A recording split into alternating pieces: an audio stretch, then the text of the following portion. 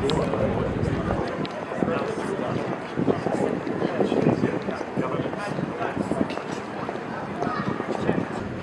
industrial buildings, and we are the piece of land between the two stations. It was covered in rail infrastructure, tracks, old warehouses in 2000.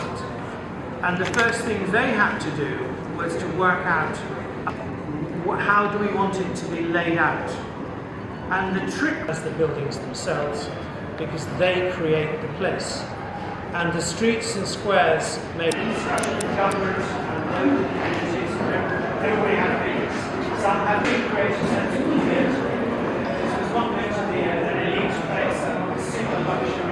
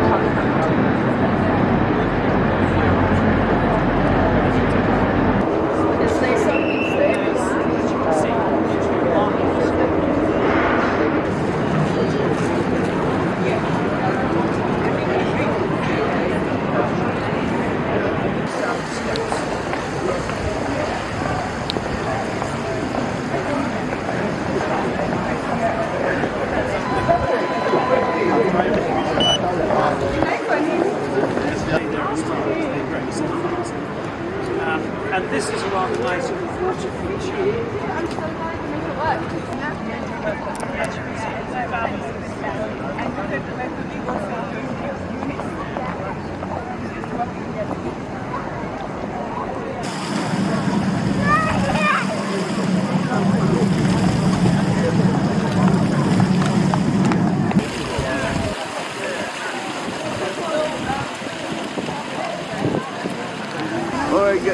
Where are you from, bro?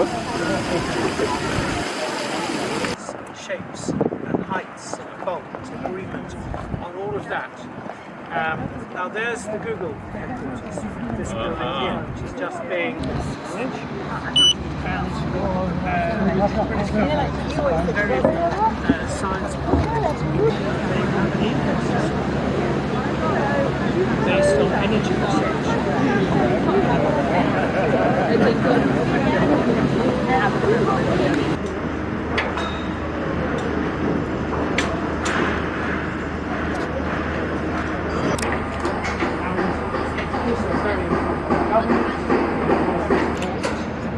Investment fund with a UK developer called Reef, a different developer from Argent.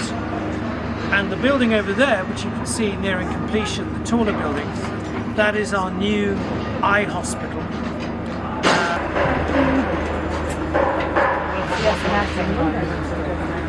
And this will all be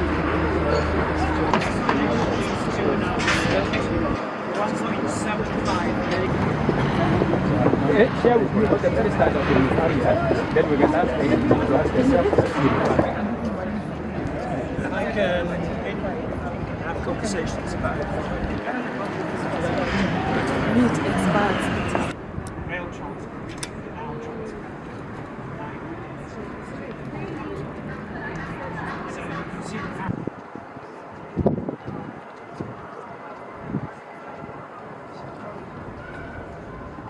Again.